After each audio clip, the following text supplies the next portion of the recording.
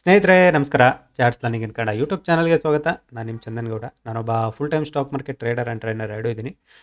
ನಾನು ಯಾವ ಲೈವ್ ಮಾರ್ಕೆಟಲ್ಲಂತೂ ಯಾವುದೇ ಥರದ ಕಾಲ್ ಟಿಪ್ಸ್ ಪ್ರೊವೈಡ್ ಮಾಡಲ್ಲ. ಕಲಿಬೇಕು ಅನ್ನೋರು ನಂದು 10ನೇ ತಾರೀಕು ಬ್ಯಾಚ್ಗೆ ಜಾಯ್ನ್ ಆಗಿ ಕಲಿಬೋದು. ಸೊ ಕಲಿಯೋ ಕಡೆ ಫೋಕಸ್ ಮಾಡಿ. ಆಲ್ವೇಸ್ ಮಾರ್ಕೆಟ್ ನಿಮಗೆ ಒಂದು ಈಸಿ ಇದಾಗುತ್ತೆ. ಸೊ ನೀವು ಎಲ್ಲಿ ತನಕ ಕಲಿಯೋ ಕಡೆ ಫೋಕಸ್ ಮಾಡಲ್ಲ, ಶಾರ್ಟ್ಕಟ್ ಹುಡ್ಕೋಕೆ ಹೋಗ್ತೀರಾ, ಆಲ್ವೇಸ್ ಡಿಫಿಕಲ್ಟ್ ಅನಿಸುತ್ತೆ. ಸೊ ಯಾವ ಫೀಲ್ಡ್ ಆದರೂ ಅಷ್ಟೇ. ಸೊ ಇವತ್ತಿಂದು ಪ್ರಾಫಿಟ್ ಆರ್ ಲಾಸ್ ಬಗ್ಗೆ ಹೇಳೋದಾರೆ, ಐ ಜಸ್ಟ್ ಮೇಡ್ ಇಟ್ 8,000 ರೂಪಾಯಿ ಮಾಡಿದ್ದೀನಿ. ಆ್ಯಕ್ಚುಲಿ ಇದು ನನಗೆ 10-12 ಪಾಯಿಂಟ್ ತೋರಿಸ್ತಾಯಿತ್ತು. ಬಟ್ ಏನಂದರೆ ಬುಕ್ ಮಾಡ್ಬೇಕಾದ್ರೆ ಸಡನ್ನಾಗಿ ಫಾಲ್ ಆಯಿತು. ಸೊ 8,000 ಅದು ಒಂದೇ ಸಿಂಗಲ್ ಟ್ರೇಡು. ಅದಾದಮೇಲೆ ಮತ್ತೆ ಟ್ರೇಡ್ ಮಾಡ್ಲಿಕ್ಕೆ ಹೋಗಿಲ್ಲ ನಾನು. ಸೊ ಟ್ರೇಡ್ ಸಿಕ್ತು ಇವತ್ತಿಲ್ಲ ಅಂತಲ್ಲ, ಬಟ್ ಏನಂದರೆ ನಾನು ರಿಟ್ರೇಸ್ಮೆಂಟ್ಗೆ ವೆಯ್ಟ್ ಮಾಡ್ತಿದ್ದೆ. ಆ ರಿಟ್ರೇಸ್ಮೆಂಟ್ ಮಾರ್ಕೆಟಲ್ಲಿ ಬರಲಿಲ್ಲ ನನಗೆ. ಸೊ ಅದು ಹೇಗೆ ಏನು ಅನ್ನೋದನ್ನು ಕೂಡ ನಿಮಗೆ ಗೈಡ್ ಮಾಡ್ತೀನಿ. Let's close it portal, no more trades today. So ಇದು ನಿಮಗೆ ಇವತ್ತು ಕ್ಲಿಯರ್ ಕಟ್ಟಾಗಿ ಹೇಳ್ತೀನಿ ನೋಡಿ, ಸಿಂಪಲ್ ಲಾಜಿಕ್ ಎಲ್ಲಿತ್ತು ಅಂತ. ಸೊ ಮಾರ್ಕೆಟಲ್ಲಿ ಸ್ಟೂಡೆಂಟ್ಸ್ಗೂ ಕ್ಲಿಯರಾಗಿ ಹೇಳಿದೆ, market if it is opens gap up, wait for a retracement. So ರಿಟ್ರೇಸ್ಮೆಂಟಲ್ಲಿ ನಮಗೊಂದು ಉತ್ತಮ ಟ್ರೇಡ್ ಸಿಗುತ್ತೆ. ಈ ಲೆವೆಲ್ ಇರ್ಬೋದು, ಇಲ್ಲ ಈ ಲೆವೆಲ್ ಇರ್ಬೋದು, ಒಂದು ಉತ್ತಮ ಟ್ರೇಡ್ ಸಿಗುತ್ತೆ ಅಂತ.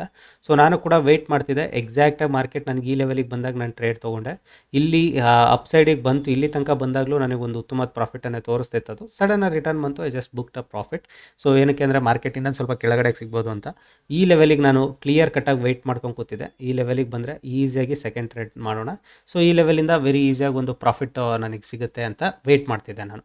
ಬಟ್ ಮಾರ್ಕೆಟ್ ಆ ಲೆವೆಲ್ ತನಕ ಬರಲೇ ಇಲ್ಲ. So that was the bad thing ಅಂತಲೇ ಹೇಳ್ಬೋದು. ಸೊ ಆ ಲೆವೆಲ್ ತನಕ ಬರುತ್ತೆ ಅಂತಕೊಂಡೆ ವೆಯ್ಟ್ ಮಾಡ್ತಿದ್ದೆ. ಬಟ್ ಬರಲಿಲ್ಲ ಮಾರ್ಕೆಟ್ ಆ ಲೆವೆಲ್ ತನಕ. ಯಾವಾಗ ಮಾರ್ಕೆಟ್ ಆ ಲೆವೆಲ್ ತನಕ ಬರಲ್ಲ, let's close it up the day ಅಂತ ಸುಮ್ಮನಾದೆ. ಸೊ ಈ ಬ್ರೇಕೌಟಲ್ಲಿ ಟ್ರೇಡ್ ಮಾಡ್ಬೋದಿತ್ತಲ್ಲ. ಈ ಬ್ರೇಕೌಟಲ್ಲಿ ಪ್ರಾಫಿಟ್ ಆಗ್ತಿತ್ತಿಲ್ಲ ಅಂತಲ್ಲ. ಬಟ್ ಏನಂದರೆ ನನ್ನ ಪ್ರಕಾರ like breakout tradings always risky trades. ಓಕೆನಾ. ಸೊ ಇಲ್ಲಿ ನೀವು ಬ್ರೇಕೌಟಲ್ಲಿ ಟ್ರೇಡ್ ತೊಗೊಂಡ್ರಿ ಅಂದರೆ ಇಷ್ಟರಲ್ಲಿ ನೀವು ಪ್ರಾಫಿಟ್ ಬುಕ್ ಮಾಡಿರಲ್ಲ ಅಂದರೆ ನಿಮಗಿದು ಕಾಸ್ಟ್ ತೋರಿಸಿರುತ್ತೆ. ಅದಾದಮೇಲೆ ಮಾರ್ಕೆಟ್ ವೆರಿ ಸ್ಲೋಯೆಸ್ಟ್ ಮೂಮೆಂಟು, ತುಂಬ ಸ್ಲೋ ಆಗಿ ಮೂಮೆಂಟ್ ಅಪ್ಸೈಡ್ ಹೋಗ್ತಿದೆ. ಇಲ್ಲಿ ಪ್ರೀಮಿಯಮ್ ಇನ್ಕ್ರೀಸ್ ಆಗಲ್ಲ, ತುಂಬ ಸ್ಲೋ ಪ್ರೀಮಿಯಮ್ ಇನ್ಕ್ರೀಸ್ ಆಗ್ತವೆ. ಸೊ ಆವಾಗ ನೀವು ಲೈಕ್ ಟ್ರೇಡ್ ಮಾಡೋದು ತುಂಬಾ ಕಷ್ಟ. ಲೈಕ್ ಇಷ್ಟು ಸ್ಲೋ ಪ್ರೀಮಿಯಮ್ ಇನ್ಕ್ರೀಸ್ ಆಗಬೇಕಾದ್ರೆ ತುಂಬಾ ಕಷ್ಟ ಟ್ರೇಡ್ ಮಾಡೋದು. ಸೊ ಅದಾದಮೇಲೆ ಇಮಿಡಿಯೇಟಾಗಿ ಮಾರ್ಕೆಟು ಒಂದು 25,000ಇಂದ ಮೇಲಕ್ಕೆ ಒಂದು ಉತ್ತಮವಾದ ಬಿಗ್ ಕ್ಯಾಂಡಲ್ ಅಂತ ಕೊಟ್ಟಿದ್ದು ಇದೊಂದೇ. ಬಟ್ ಏನಂದರೆ ಅದು ಕ್ಯಾಂಡಲ್ ಫೇಡ್ ಆಯಿತು. ಏನಕ್ಕೆ ಫೇಡ್ ಆಯಿತು? ಮಾರ್ಕೆಟಲ್ಲಿ ನೋಡಿ, ಇಲ್ಲಿ ಬೈ ಮಾಡಿದವನು, ಇಲ್ಲಿ ಬೈ ಮಾಡಿದವನು, ಇಲ್ಲಿ ಬೈ ಮಾಡಿದವನು, ಇಲ್ಲಿಂದ ಬೈ ಮಾಡಿದವನು ಇಲ್ಲಿಗೆ ಬಂದು ಬೈ ಮಾಡಲ್ಲ. ಓಕೆನಾ. ಇಲ್ಲಿಂದ ಬೈ ಮಾಡಲ್ಲ, ಇಲ್ಲ ಇಲ್ಲಿಂದ ಬೈ ಮಾಡಲ್ಲ. So everybody waiting for retracement ಬರಬೇಕು ಅನ್ನೋದು ತುಂಬಾ ಇಂಪಾರ್ಟೆಂಟ್ ಇದೆ. ನೀವೇನು ಮಿಸ್ಟೇಕ್ ಮಾಡ್ತೀರಾ? ಈ ಲೆವೆಲಲ್ಲಿ ಹೋಗಿ ಬೈ ಮಾಡ್ಲಿಕ್ಕೆ ನೋಡ್ತೀರಾ, ಮತ್ತು ಈ ಲೆವೆಲ್ ಬ್ರೇಕ್ ಆಗ್ಬೇಕಾದ್ರೆ ಬೈ ಮಾಡ್ಲಿಕ್ಕೆ ನೋಡ್ತೀರಾ. ದಟ್ ವಾಸ್ ದ ಮಿಸ್ಟೇಕ್ನ. ಸೊ ನೀವು ಅದನ್ನು ಆ ಮಿಸ್ಟೇಕ್ನ ಅರ್ಥ ಮಾಡ್ಕೋಬೇಕು.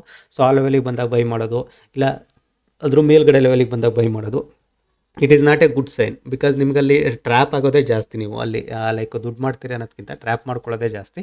ಸೊ ರಿಟ್ರೇಸ್ಮೆಂಟಿಗೆ ವೆಯ್ಟ್ ಮಾಡಿ ಟ್ರೇಡ್ ಮಾಡೋದ್ರಿಂದ you can make money very easily. So ಅದೇ ರೀಸನ್ಗೆ ಇವಾಗ ನಮಗೆ ನೆಕ್ಸ್ಟ್ ಮಾರ್ಕೆಟಲ್ಲಿ ಆಪ್ಷನ್ ಝೋನ್ ಏನಿದೆ, ಈ ಲೆವೆಲಿಗೆ ಬಂದರೆ ನೀವು ವೆರಿ ಈಸಿಯಾಗಿ ಒಂದು ಟ್ರೇಡ್ ತೊಗೋಬೋದು. ಮಾರ್ಕೆಟ್ ಇಲ್ಲಿ ತನಕ ಬಂದರೆ ಇಲ್ಲಿಂದ ಒಂದು ಬೌನ್ಸ್ ಆಗೋ ಚಾನ್ಸಸ್ ಇರುತ್ತೆ. ಈ ಲೆವೆಲಿಗೆ ಬಂದರೆ ನಿಮಗೊಂದು ಟ್ರೇಡ್ ಕೂಡ ಸಿಗುತ್ತೆ. ಸೊ ಅದು ಬಿಟ್ಟರೆ ಮಾರ್ಕೆಟಲ್ಲಿ ನೆಕ್ಸ್ಟ್ ಟ್ರೇಡ್ ಅಂತ ಯಾವುದೂ ಇಲ್ಲ. ಸೊ ಇವತ್ತು ಇಲ್ಲೇ ಸೈಡ್ ವೇಸಾಗಿ ಕ್ಲೋಸ್ ಆಗೋ ಚಾನ್ಸಸ್ ಕೂಡ ಜಾಸ್ತಿ ಇದೆ. ಸೊ ಇಲ್ಲೇ ಸೈಡ್ ವೇಸಾಗಿ ಕ್ಲೋಸ್ ಆದರೆ ನಾವೇನು ಮಾಡಲಿಕ್ಕೆ ಆಗೋದಿಲ್ಲ ಮಾರ್ಕೆಟಲ್ಲಿ. ಸೊ ನಾಳೆಗೆ again retracement back to pavilion ರಿಟ್ರೇಸ್ಮೆಂಟಿಗೆ ಬಂದಾಗ ಟ್ರೇಡ್ ಮಾಡ್ಬೋದು. ಅದರ್ವೈಸ್ ನೋ ಟ್ರೇಡಿಂಗ್ ಝೋನಲ್ಲೇ ಇರುತ್ತೆ ಮಾರ್ಕೆಟು, ಅಲ್ವಾ? ಓಕೆ. ಕಲಿಯುವಂಥವ್ರು 10ನೇ ತಾರೀಕು ಬ್ಯಾಚ್ನ ಜಾಯ್ನ್ ಆಗಿ ಕಲಿಬೋದು. ಕಲಿಯೋ ಕಡೆ ಫೋಕಸ್ ಮಾಡಿ. ಸೊ ಬ್ಯಾಂಕ್ ನಿಫ್ಟಿ ಇವತ್ತು ನಿಫ್ಟಿಗಿಂತ ಸ್ವಲ್ಪ ಡಿಫ್ರೆಂಟ್ ಬಿಹೇವಿಯರ್ ಇತ್ತು. ನಿಫ್ಟಿ ಸ್ಮಾಲ್ ಓಪನ್ ಆದ್ರೂ ಬ್ಯಾಂಕ್ ನಿಫ್ಟಿಯಲ್ಲಿ big movement. So bank Nifty ಅಲ್ಲಿ ಕೊಡ್ತಲ್ಲ, ಈ ಥರ ರಿಟ್ರೇಸ್ಮೆಂಟಿಗೆ ನಿಫ್ಟಿಯಲ್ಲಿ ವೆಯ್ಟ್ ಮಾಡ್ತಿದೆ. ಬ್ಯಾಂಕ್ ನಿಫ್ಟಿ ನೋಡಿ ಎಕ್ಸಾಕ್ಟ್ ನಮ್ಮ ಲೆವೆಲಿಂದಲೇ ಬೌನ್ಸ್ ಆಗಿದೆ. ಅಲ್ಲಿಂದ ಬೌನ್ಸ್ ಆದಮೇಲೆ ಮತ್ತೆ ತಿರುಗಿ ನೋಡಿಲ್ಲ ಮಾರ್ಕೆಟು. ಅದಾದಮೇಲೆ ಚೋಟ ಕ್ಯಾಂಡಲು ರಿವರ್ಸಲ್ ಬಂದು ಎಕ್ಸಾಕ್ಟಾಗಿ ನಮ್ಮ ಮೈಂಡ್ಸೆಟ್ ಅಂದ್ಕೊಂಡಿದ್ದ ಮೈಂಡ್ಸೆಟ್ ಏನಿದೆ ಅಲ್ಲಿಂದಲೇ ರಿವರ್ಸಲ್ ಕೂಡ ಕ್ಲಿಯರಾಗಿ ರಿವರ್ಸಲ್ ಕೂಡ ಆಗ್ತಿದೆ. ಸೊ ಹೋಪ್ ನಿಮಗೆ ಅರ್ಥ ಆಗಿದೆ ಅಂದ್ಕೊಳ್ತೀನಿ ನಾನು ಏನು ಗೈಡ್ ಮಾಡ್ತೀನಿ ಅಂತ. ಸೊ ಕ್ಲಿಯರಾಗಿ ಎಲ್ಲಿಂದ ರಿವರ್ಸಲ್ ಆಗ್ತಿದೆ, ಎಲ್ಲಿಂದ ಪ್ರಾಫಿಟ್ ಬುಕ್ಕಿಂಗ್ ಬರುತ್ತೆ ಅನ್ನೋದು ಎರಡೂ ನಿಮಗೆ ಗೊತ್ತಿದ್ದರೆ ಮಾರ್ಕೆಟಲ್ಲಿ ವೆರಿ ಈಸಿ ಟು ಟ್ರೇಡ್. ಓಕೆನಾ. Okay, thank you all.